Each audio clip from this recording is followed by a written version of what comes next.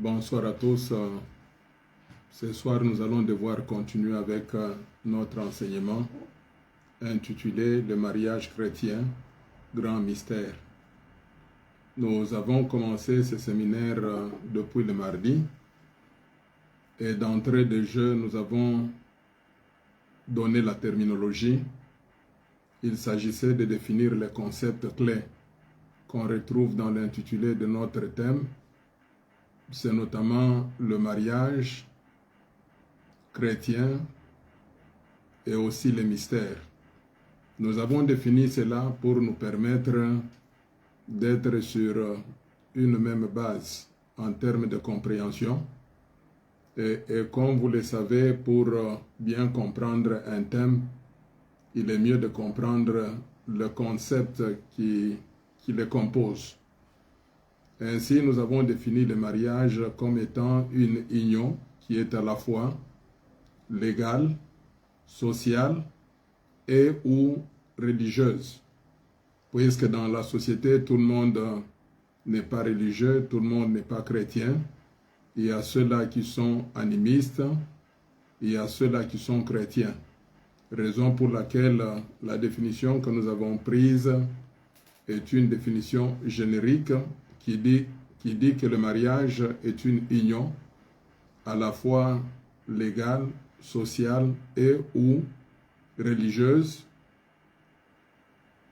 qui met deux personnes ensemble.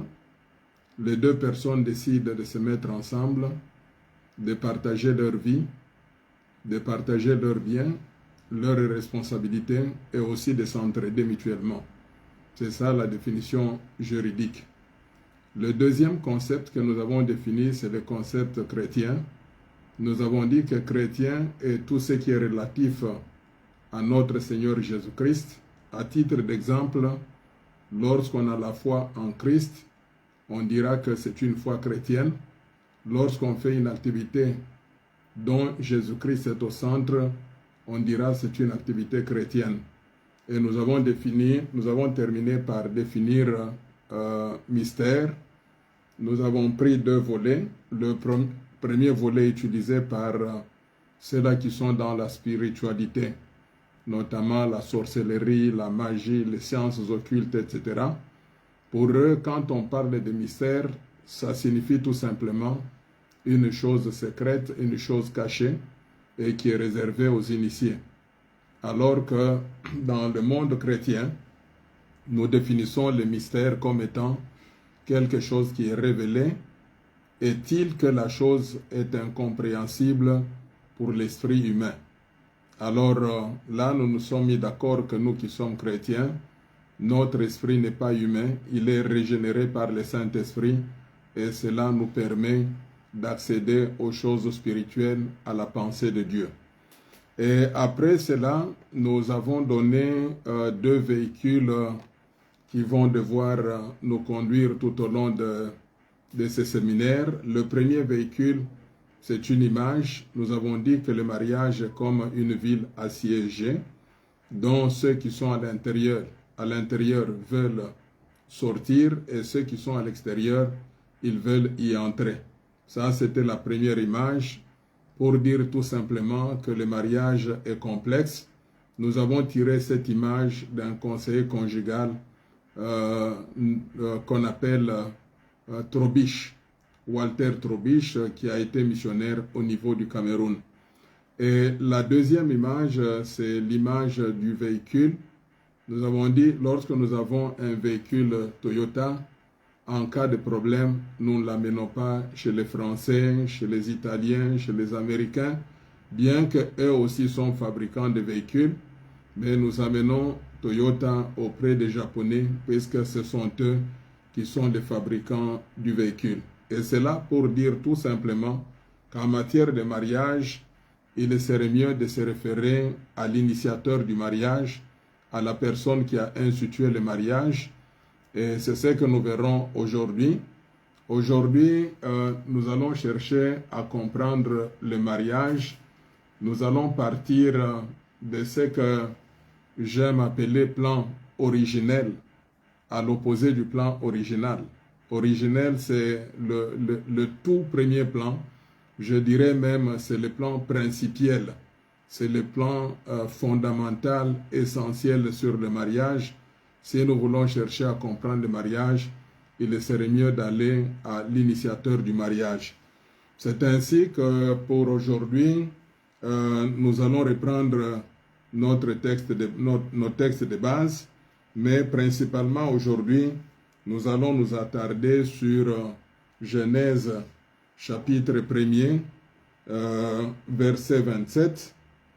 Nous prendrons également Genèse chapitre 2, verset 18. Et nous allons terminer par Genèse chapitre 2, verset 24.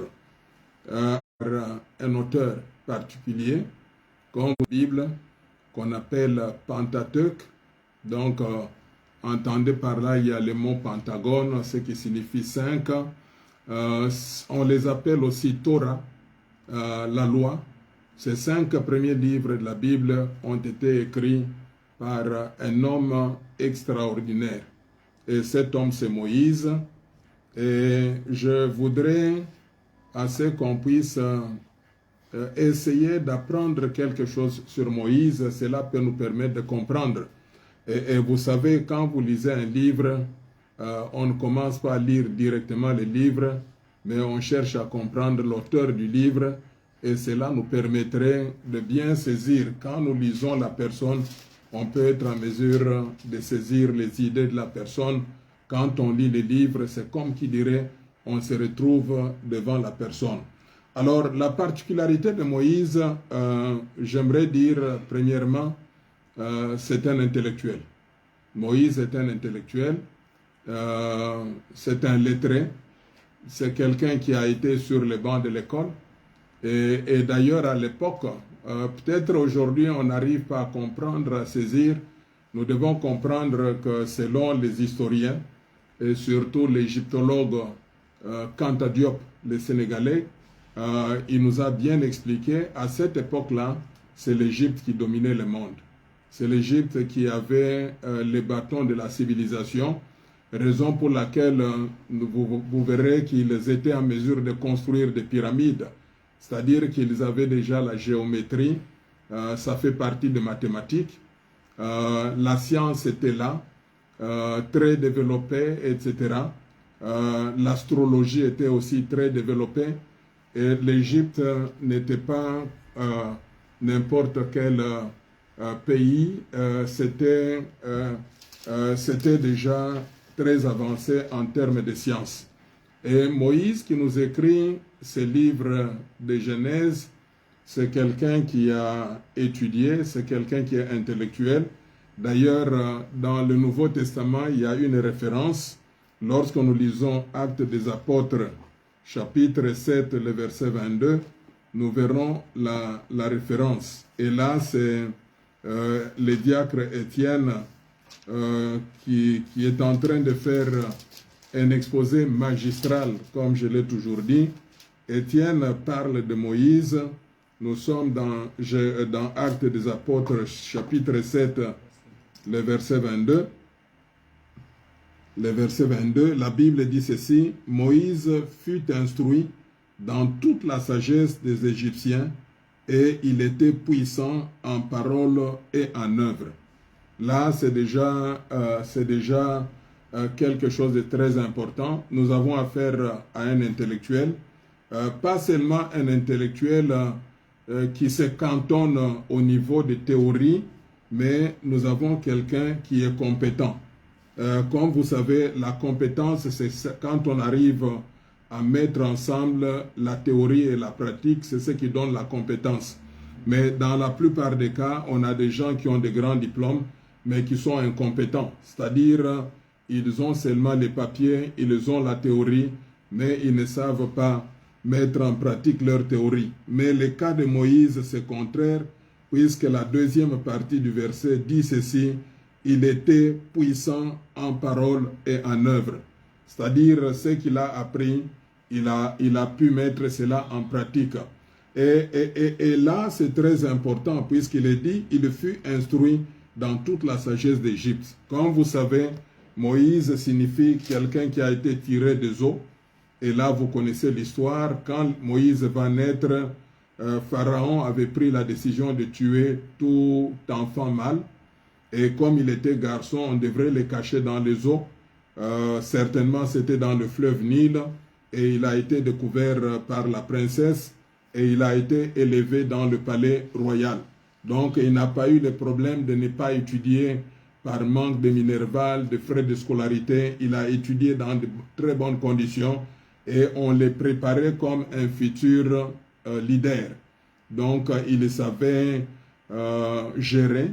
Si nous rentrons dans le concept actuel, il avait le management, il avait le leadership bien formé. Et en plus de cela, quand il ira chez son beau-père Jéthro, il a appris aussi autre chose. Il a appris à être berger. C'est aussi une autre école. Il a été formé, etc. Et par après, quand il sera en train de diriger Israël, il a bénéficié des conseils de son beau-père qui lui a dit « Tu risques de mourir pour rien.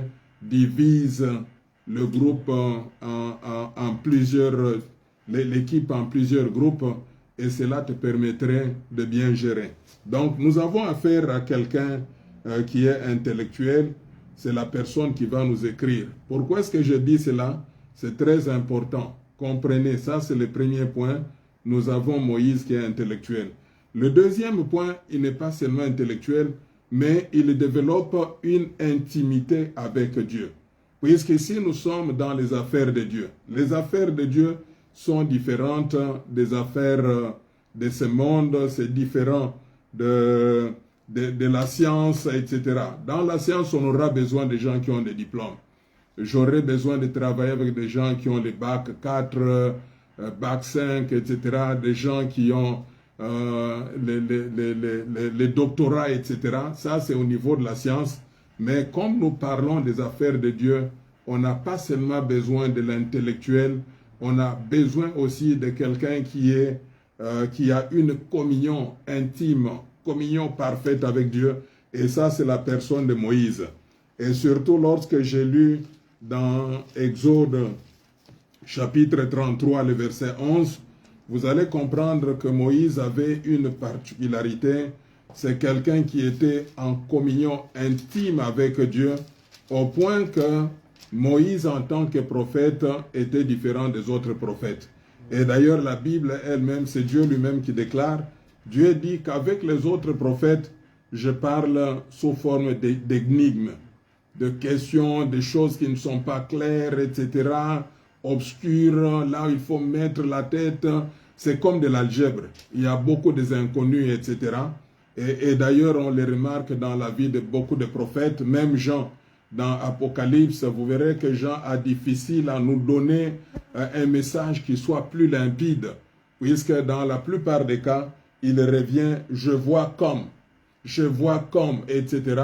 Mais Moïse est différent de tout ce monde-là.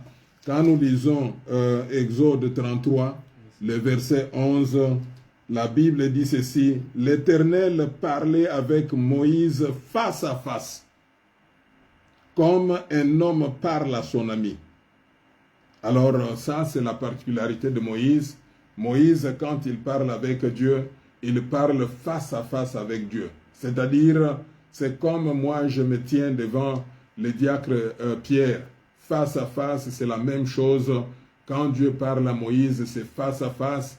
Dieu n'a pas besoin d'utiliser des énigmes. Dieu n'a pas besoin d'utiliser des messages qui ne sont pas clairs, qui sont obscurs. Là, c'est la deuxième chose que je découvre auprès de Moïse. Et la troisième chose que je découvre auprès de Moïse, il était le plus humble de tous les hommes. Ça, c'est Nombre qui le dit, Nombre chapitre 12 et le verset 3. Les 3 points de la vie de Moïse nous donnent l'assurance que ce que Moïse va devoir nous dire maintenant sur le mariage, c'est quelque chose à ne pas douter, puisqu'il rassemble plusieurs qualités. Je suis dans Nombre chapitre 12, le verset 3. Il est dit ceci, « Et l'Éternel l'entendit.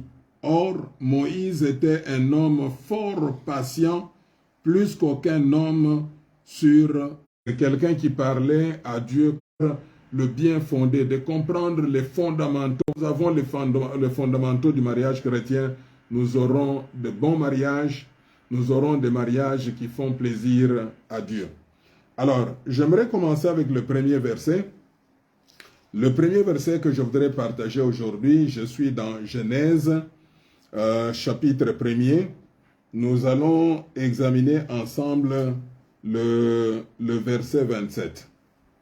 Nous sommes dans Genèse, chapitre 1er et le verset 27. Avant que je ne puisse lire ce verset 27, laissez-moi vous donner le contexte de ce Genèse, chapitre 1er. Quand vous l'observez très bien, vous comprendrez que tout porte sur la création. Tout porte sur la création. Le jour que Dieu a utilisé pour créer, il est dit qu'il a créé dans 6 jours et le 7e jour, il s'est reposé. Et ça devient très intéressant d'avoir ces tableaux. Et ici, déjà, dès l'entrée du chapitre, je suis dans le chapitre 1er, le verset 1er, il est dit ceci: au commencement, Dieu créa les cieux et la terre. Le Dieu qui est là, puisque la Bible a ses langues, la Bible a ses langues, la Bible a été écrite, l'Ancien Testament c'est en hébreu et le Nouveau Testament c'est en grec. Mais il y a quelques petits passages, un petit nombre de passages qui sont en araméen. Mais ici, dans l'Ancien Testament, tout est écrit en hébreu. Et le Dieu qui est là, c'est Elohim. Laissez-moi m'attarder un peu aussi sur Elohim. Cela va nous permettre de comprendre. Et selon les spécialistes de la Bible, ils ont compté Elohim dans le chapitre 1er seulement, c'est 35 fois. Alors, quand on parle d'Elohim, c'est différent de El Shaddai. Quand on parle d'Elohim, c'est différent de Yahweh Nissi, c'est différent de Yahweh Sabaoth, etc. Yahweh Rapha, c'est différent. Elohim signifie tout simplement Dieu pluriel. Donc, c'est-à-dire, quand on parle de Dieu pluriel, on a tendance à dire Dieu tout-puissant, Dieu le créateur, l'incréé qui a créé toutes choses, le Dieu qui appelle à l'existence des choses qui n'existent pas. Quand on parle d'Elohim, on veut tout simplement dire Dieu multiple dans l'unité. Et c'est là où il y a l'idée de la Trinité.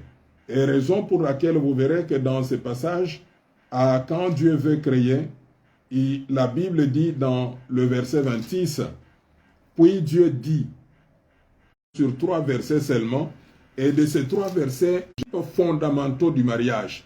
Ce sont des principes clés.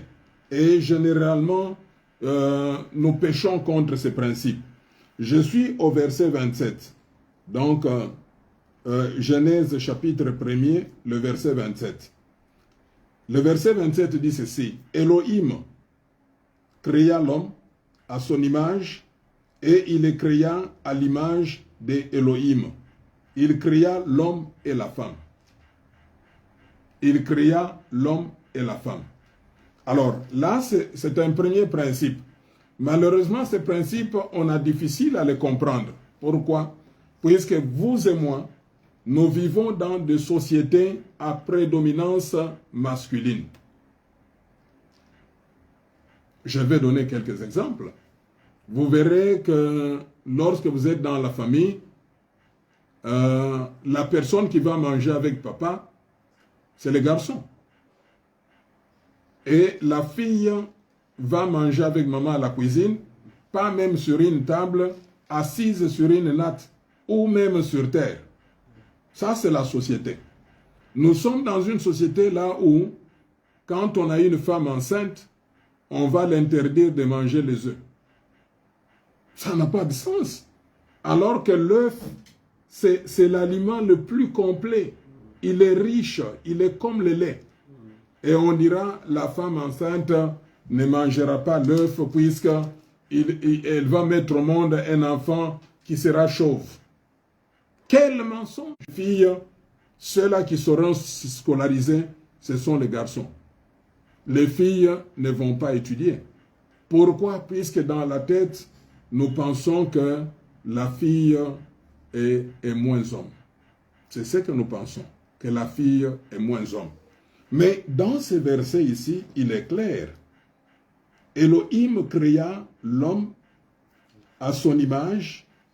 Il le créa à l'image de Dieu. Il créa l'homme et la femme. L'homme et la femme, tous deux, ont été créés par Dieu. Alors, dans ces versets, ce qu'on dégage, ce qui se dégage, l'auteur veut nous faire comprendre qu'il n'y a pas d'infériorité de la femme, comme on le pense. Par contre, ce verset met en relief l'égalité et la complémentarité. L'égalité et la complémentarité. D'ailleurs, quand on arrive maintenant au chapitre 2, puisque dans le chapitre 2, c'est comme qui dirait l'auteur, Moïse, à un certain moment, nous donne les détails. Ici, dans le premier chapitre, il donne une vue générale.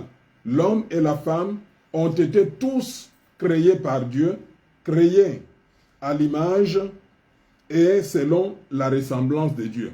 Mais dans le chapitre 2, il donne un peu les détails, la manière dont c'est arrivé. Il dit que Dieu va faire endormir l'homme dans un profond sommeil et il va tirer une de ses côtes pour former la femme. Et d'ailleurs, je me rappelle, il y a une femme pasteur qui est déjà décédée, qui était dans l'église méthodiste. Une fois, je suivais sa prédication.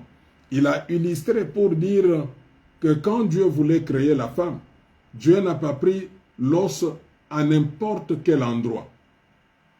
S'il aurait pris l'os du crâne, la femme dominerait sur l'homme. S'il avait pris l'os des pieds, la femme serait sous la domination de l'homme. Mais Dieu a pris le juste milieu. Les côtes, c'est plus ou moins au milieu. C'est là où il y a le cœur. C'est pour dire que entre l'homme et la femme, il y a le concept d'égalité et de complémentarité. Ils sont appelés à être ensemble, ils sont appelés à se compléter. La femme n'est pas moins. Le verset 18 dit ceci, l'Éternel dit, il n'est pas bon que l'homme soit seul. Je lui ferai une aide semblable à lui. Là, on va dégager deux principes. Là, il y a deux principes dans ce verset. L'Éternel dit, il n'est pas bon que l'homme soit seul. Je lui ferai une aide semblable à lui. Là, il y a deux principes. Alors, ce verset ici, à un certain moment, il semble être contradictoire. Puisque dans ce verset, quand vous lisez les autres versets, à la fin de chaque jour de la création, Dieu faisait l'évaluation. J'aime beaucoup notre Dieu, c'est un bon planificateur. Il respecte le principe de gestion d'un projet. Il conçoit. Quand il conçoit, il dit que la lumière soit. Ça, c'est une conception. Et puis, il part à la mise en œuvre. La lumière est là. Et quand il arrive à la fin de la journée, il fait l'évaluation. Et nous devons apprendre de notre Dieu. Pourquoi est-ce que nous n'apprenons pas de Dieu? On termine toute une journée, on commence la journée sans plan, on exécute les choses vaille que vaille, et le soir, on dort sans même faire l'évaluation. Mais c'est le contraire de notre Dieu. Quand vous lisez le livre de Genèse, vous allez découvrir que Dieu, c'est un bon manager. Il est un bon manager. Il fait le plan d'abord, la conception. Après la conception, il passe à la mise en œuvre. Et à la fin, il termine avec l'évaluation. Vous verrez que partout, Dieu est en train de dire, quand on arrive à la fin d'une journée, la Bible déclare que tout était bon. Mais quand on arrive au verset 18, on dirait que c'est un peu contradictoire. Dans le verset 18, il est dit, l'Éternel dit, il n'est pas bon que l'homme soit seul. Je lui ferai une aide semblable à lui. Alors, de tout ce temps, il disait que tout était bon. Il a apprécié sa création. Qu'est-ce que Dieu remarque? Dieu remarque la solitude. Le fait d'être seul, sans quelqu'un d'autre, ça pose beaucoup de problèmes. Puisque quand on est seul, c'est différent de quand on est deux. Quand deux personnes sont deux, les deux personnes peuvent s'entraider. Les deux personnes peuvent se compléter. Les deux personnes peuvent enrichir leurs idées. Et d'ailleurs, il est dit que le choc des idées, c'est là où jaillisse la lumière. Mais quand on est seul, on est limité dans la réflexion. Et j'aime beaucoup les Africains, plus particulièrement le Swahili. Les Swahili disent « la femme remplit la maison ». Pour dire tout simplement, quand on est seul, on est irresponsable. Même dans le quartier, les gens ne te respectent pas quand tu n'es pas marié. Il suffirait que la fille d'autrui, on ne la retrouve pas. En parlant, on va parler en passant beaucoup sur ta porte, puisqu'on sait qu'il y a un irresponsable qui est là. Alors, c'est tout le problème qui est là. Et même au niveau de l'Église, il est dit que le diacre, tout comme l'ancien, il doit être marié d'une seule femme. À un certain moment, c'est comme qui dirait, les célibataires, on ne les prend pas avec beaucoup de considération. La solitude, Dieu a voulu résoudre les problèmes de solitude. Les autres créatures étaient en couple, étaient en paire. Quand on a les lions, il y avait aussi la lionne. Quand on a les chiens, il y avait aussi la chienne. Quand on a les boucs, il y avait aussi la chèvre. Mais l'homme était seul. Et Dieu déclare qu'il n'est pas bon que l'homme soit seul. Ça, c'est le deuxième principe. Le mariage est une solution à un problème donné.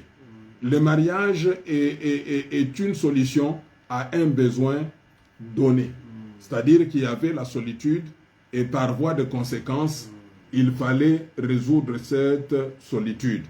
Mais un autre principe qui est là, c'est la femme qui a été, que Dieu a mis à côté de l'homme. Dans le verset 18, il est dit, « Je lui ferai une aide semblable à lui. » Dans d'autres versions, on parle d'un vis-à-vis. D'un vis-à-vis. Généralement, ici, j'aimerais peut-être ressortir l'idée de dire que la femme n'est pas comme un appendix. Vous savez qu'un appendix, quand vous lisez un livre, vous avez l'appendix, vous n'êtes pas obligé de le lire. Vous n'êtes pas obligé de la lire. La femme n'est pas un appendix. La femme, c'est le vis-à-vis de l'homme. C'est l'autre homme. Et d'ailleurs, Adam lui-même, quand vous lisez à partir dans chapitre 2 de Genèse, à partir du verset 21 jusqu'à 24, vous verrez qu'Adam, quand il s'était réveillé, lui-même a fait une poésie. Il a dit cette fois-ci, celle-ci est os de mes os et chair de ma chair, pour dire un autre moi, un autre vis-à-vis, différent d'un lion, différent d'un éléphant, différent d'une gazelle. Cette fois-ci, celle-ci est os de mes os et chair de ma chair, et c'était la femme. Et là, c'est un principe très important. Le troisième principe, la femme, c'est une aide. Une aide signifie tout simplement un autre vis-à-vis, un autre moi-même. Un autre moi-même. Et j'aimerais maintenant terminer avec le dernier verset du jour, c'est-à-dire Genèse, chapitre 2, le verset 24. Et à partir de ce verset-là, je vais dégager trois principes. Trois principes, et à la fin, nous aurons 6 principes qui sont clés dans le mariage selon le plan originel de Dieu. Je suis dans Genèse chapitre 2, verset 24. C'est pourquoi l'homme quittera son père et sa mère et s'attachera à sa femme, et ils deviendront une seule chair. Dans ces versets, il y a 3 principes. La manière dont l'auteur est en train d'écrire, puisque nous devons comprendre que Moïse est un intellectuel. Il sait lire, il sait écrire, il sait réfléchir et il sait agencer les idées. Vous verrez que le verset 24 ici, c'est comme qui dirait la conclusion. La conclusion de ce qu'il a commencé à partir du verset 21, quand l'homme était tombé dans une torpeur. Dieu, comme il est au début de toute chose, Dieu est au début même de la chirurgie. Là, c'est la chirurgie, c'est une opération. Et pour faire une bonne opération, il faut procéder par ce qu'on appelle l'anesthésie. L'homme est sous anesthésie dans le verset 21. Alors l'Éternel fit tomber un profond sommeil sur l'homme qui s'endormit. Ça, c'est le principe d'anesthésie. Ça, c'est clé dans la chirurgie, dans l'opération. Et quand l'homme est dans un profond sommeil et il s'endort, maintenant Dieu, en tant que chirurgien, il prit une de ses côtes et renferma la chair à sa place. L'Éternel Dieu forma une femme de la côte qu'il avait prise de l'homme et l'amena vers l'homme. Mais Dieu attendait, puisque notre Dieu n'est pas un dictateur. Et surtout, jeunes, vous qui n'êtes pas encore mariés, à un certain moment, moi, selon ma petite expérience, je ne dis pas que mon expérience est absolue. Mon expérience est relative. On ne se marie pas sur base de songes. Non, on ne se marie pas sur base de songes. La Bible est claire. Et l'homme, alors, et il l'amena vers l'homme. Dieu a créé la femme et il va amener la femme vers l'homme.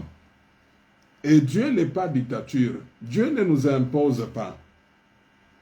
Et il respecte notre libre arbitre. Avant que Dieu ne prononce le verset 24, qui en fait est l'institution du mariage, Dieu a attendu d'abord le verset 23. Le verset 23, ça vient de l'homme, du profond, du plus profond de l'homme. Je dirais même ça vient de la valisette de l'homme, du très fond de l'homme. Dans le verset 23, et l'homme dit, « Voici, cette fois, celle qui est os de mes os et chair de ma chair. On l'appellera femme parce qu'elle a été prise de l'homme. » C'est ainsi que Dieu institue le mariage maintenant, dans le verset 24. C'est pourquoi l'homme quittera son père et sa mère et s'attachera à sa femme et ils deviendront une seule chair. Nous n'avons pas affaire à un Dieu dictateur. Il respecte notre libre arbitre. Il a attendu la poésie que l'autre a prononcée Adam pour instituer le mariage. Alors, dans ce verset 24, il y a 3 principes clés. Le premier principe, c'est le changement de priorité. C'est ce que j'appelle la transposition. Donc, c'est-à-dire quand on est enfant, on est dans la maison de ses parents, on a tout l'amour orienté vers le père et la mère. Mais dans le mariage, ce qu'on te demande, c'est de faire un changement de priorité. Il faut changer les fusils, vous les changez d'épaule. Bon, mais c'est ça le grand problème. Beaucoup de gens entrent dans le mariage avec plus d'amour sur leur père et mère. Et par voie de conséquence, ça cause des problèmes dans la maison. Ça cause des problèmes dans la maison. Vous avez des gens qui ne cessent jamais d'aller chez eux. Je ne dis pas quand vous vous mariez, n'allez pas chez vous. Je ne dis pas ça. Je ne dis pas quand vous vous mariez, haïssez vos parents. Non. On vous demande juste de changer de priorité. Cet amour que tu avais le plus grand, le grand amour, l'affection que tu avais sur tes parents, maintenant on te demande de changer cela, de transposer cela sur ton conjoint. Tu dois maintenant aimer plus la femme que tes parents. Ça, c'est un principe. L'autre principe, c'est s'attacher. S'attacher à l'essence de coller. Maintenant, tu dois t'attacher, être collé à ton épouse. Et c'est là où rentre la notion de mariage comme étant une alliance qui est indissoluble. Et c'est cela qui a choqué les disciples de Jésus-Christ.